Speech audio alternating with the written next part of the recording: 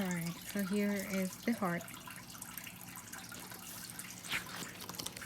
So what we're gonna visit now is the heart failure.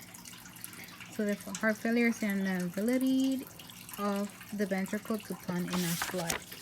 So you see this ventricle here are not able to pump enough blood in the aorta, so it can go all the way in the body. So there are many causes for HF, known as a heart failure.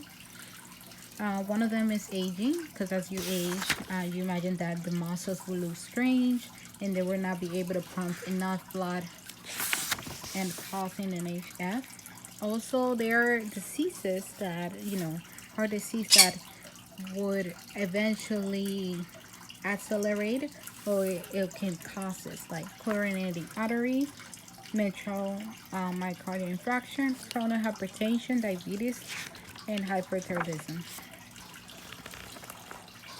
All right, so it's just common words here. The amount of blood pumped by each ventricle is the cardiac output. So each ventricle, so the amount of blood they pump is the cardiac output. All right, so preload is the degree of the myocardia.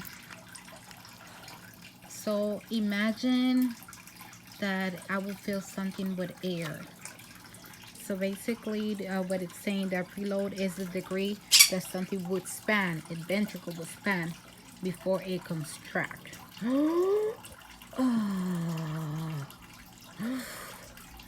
I'm sorry, do it vice versa. So span before it contract, okay? And afterload is the arterial pressure in the aorta, so after constriction. This is a Frank Starring law. So imagine if you have like a rubber band. So the more you pull, the more forcefully it will snap. Bing, boom. Okay, so during the just a little bit more pathophysiology.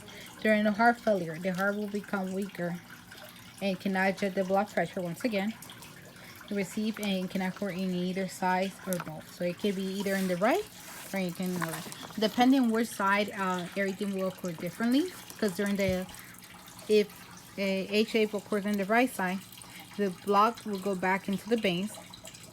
It's going to result in a peripheral edema, and it's going to be engorgement in the organs like liver.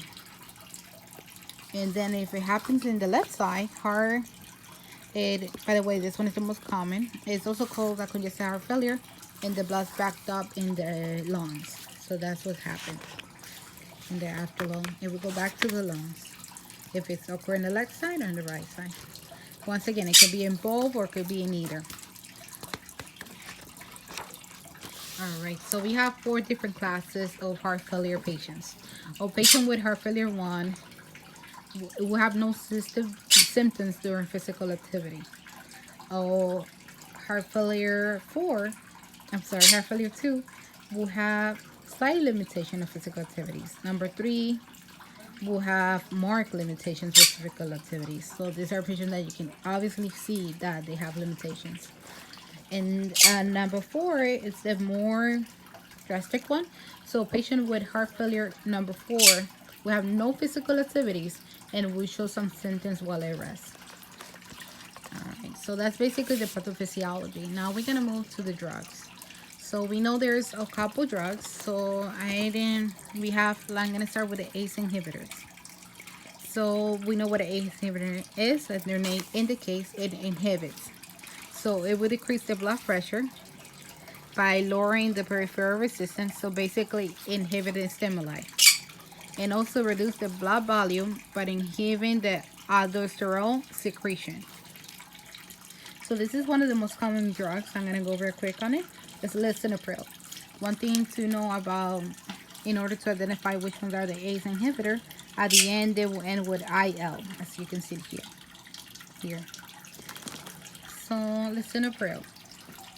They usually use for 2-3 times a week, but it might take several months, might be needed for the cardiac output to go back to normal. Things that you should know about ACE inhibitors: that you always access the blood pressure before administer. And you should also access after, because you want to make sure that the medication is taking effect. So something you need to know is that ACE inhibitor can cause at least to electrolyte disturbance. So you want to have tests constantly done to determine that that's not happening. And potassium should be limited to avoid hyperkalemia, because when I go to the adverse effects, you're gonna know. So the lab test might indicate something that hypertension can occur, like any other one.